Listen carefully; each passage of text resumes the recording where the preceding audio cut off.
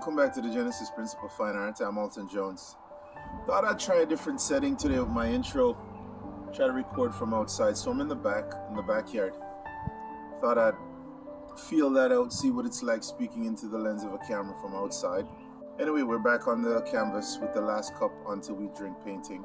Today I'm working on the cup in the center of the table, also the unleavened bread on the right side of that, the flames on the olive oil lamp in the far left corner, and refining a little bit of the grapevine that's draped over the chest as well. And I think that'll be it.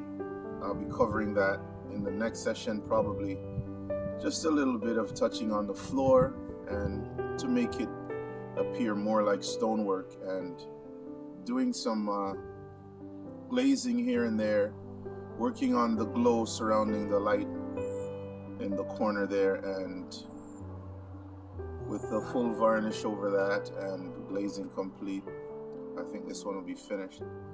So that'll be it. I think I'll see you back on the canvas in a minute. Remember to take care of yourself, take care of your families, help those you can, as much as you can, and I will see you back on the canvas in a minute. Roll tape.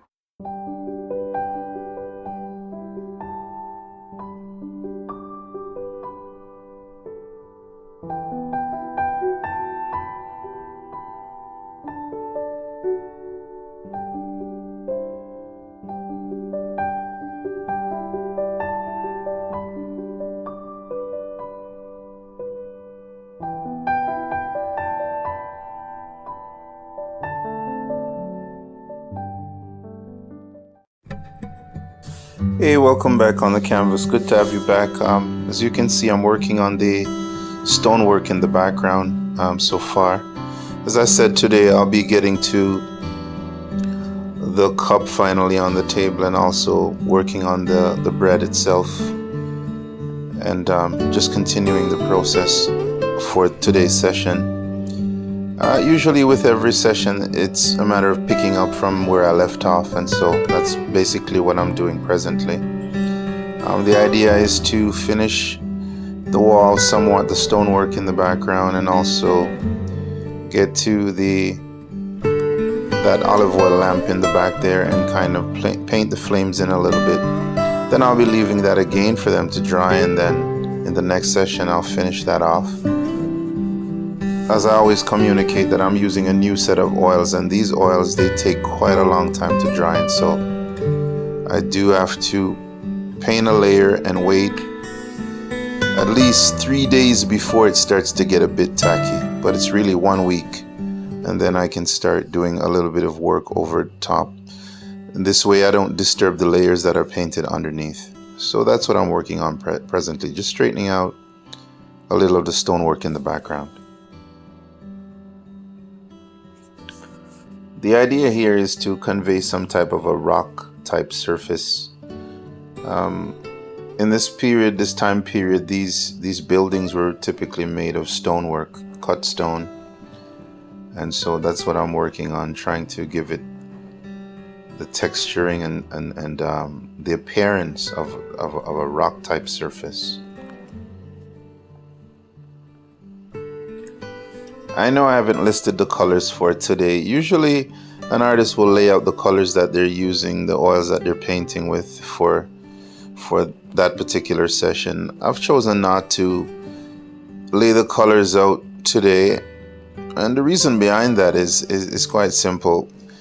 Even if you're going to paint this particular painting, the exact painting, you can achieve the same thing or something quite similar with various brands of yellows and blues and grays, or various color tones. You don't necessarily need to use the same colors I'm using if you're going to attempt to paint something like this, or to paint any painting.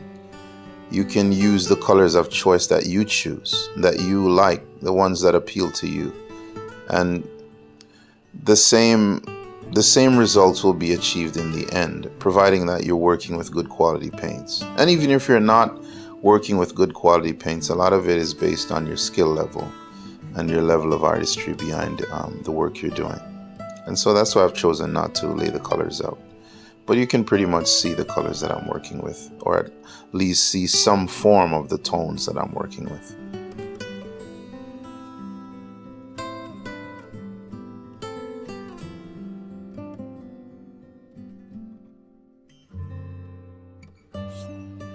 Hopefully you're still awake and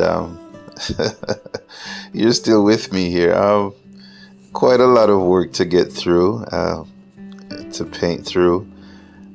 This type of painting, this type of painting style does require a lot of patience, and it's quite time consuming. And no matter how fast you try to go or try to rush, you'll never be able to rush through this type of work properly and quickly and still be effective. It does take time, and it does require a lot of patience. And it has to be something that you really like and enjoy to be doing this sort of thing. And as I mentioned in the earlier videos, maybe a year ago, this is a project that will take quite a few years to complete. So I'm glad you're here. I'm glad you're enjoying the process, and hopefully you're learning some things. And feel free to drop me a line if you would like a question answered or questions answered. I'll do the best to answer them as quickly as I can. And if there's some things that you're requiring answers to and I don't have those answers, I'll do my best to get them for you as well, so that we can enjoy the journey and the process together. Here I'm working a little bit on the leaves of the grapevine, just giving them a bit more body to them, a little bit more saturation to the colors and indications of detail, so they stand proud of the surface somewhat. And so I'm working that. As I said, a lot to get through, so I got to work my way through all of these, and then I can leave those so they can start their drying process, and then I can move over to the lamp, and then hopefully we'll get to, before the session is over, we'll get to the cup on the table, which is my main focus today, and also the bread. So stick with me. Let's keep going.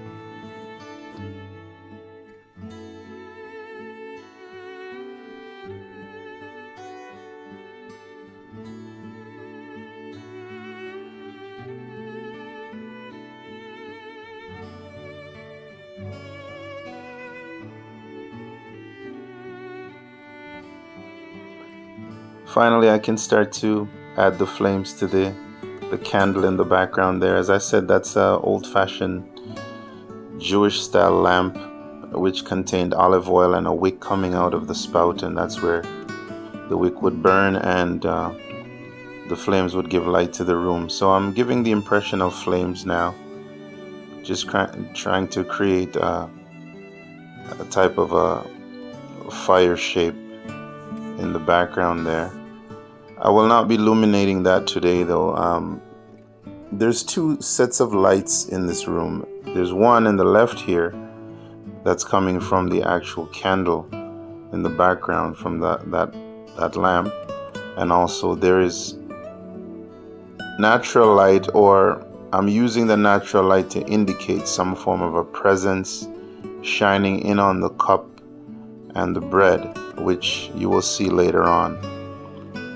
So because the light is in the background, this light here that I'm working on, the candle, because this light is in the background where it's somewhat in a bit of darkness, it needs to be illuminated. It needs to have a glow surrounding the flames. This is something that you would see more when light is in shadow or in a dark area. There's a glow surrounding the actual flame that comes from the light. But in this case, I will not be doing that today. I'm simply just indicating that there's flames and painting that in and doing a little bit of detailing on the candle pot itself, or they would call this a candle stand or a lamp stand. I'm doing a bit of indication of detailing on that, and then I'll leave that to dry, and the illumination or the glow surrounding the lamp or the light itself, the flames, I'll do that in the next session as well. So a lot to cover today and a lot to cover in the next session, but this is the way this type of painting is done, at least by me. This is my process.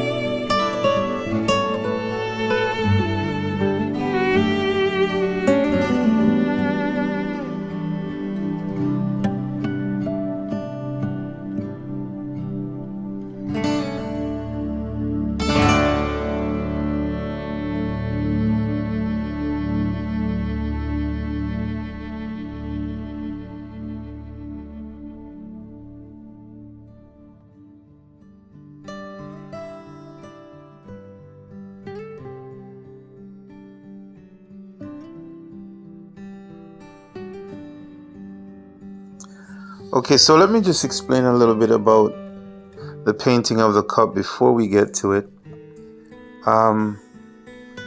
As you can see, the cup is white. The first layer is white, and this is titanium white. That's the undertone I'm using, and I'm using that purposely, and I'll explain that in a second. The second layer I'll be painting over that will be a transparent layer. The first titanium white layer is opaque. The second layer is transparent. It will be a slightly golden color, cadmium yellow medium mixed with a bit of alizarin crimson. So the alizarin crimson, I'm getting tongue-tied here. Alizarin crimson will be mixed with the cadmium yellow medium to paint this layer. And I'm using that because of the influence of the chest on the left and the illumination coming from the light, the olive oil lamp in the far left corner there. So that will create a slightly reddish influence on the left side of the cup. The third layer of the cup will be bronze. It will be a bronze cup, and that layer will be slightly transparent.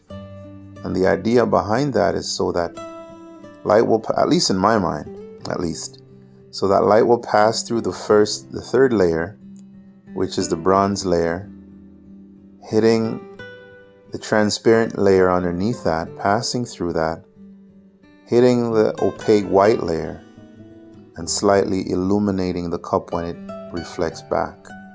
And so that's the reason for those two transparent layers and the opaque layer underneath, a bright opaque layer underneath. Just thought I'd explain that before we get to it, because I want to add some subtitles later on while I'm painting, and it might be a bit difficult to focus and read and listen at the same time, so I thought I'd do that now.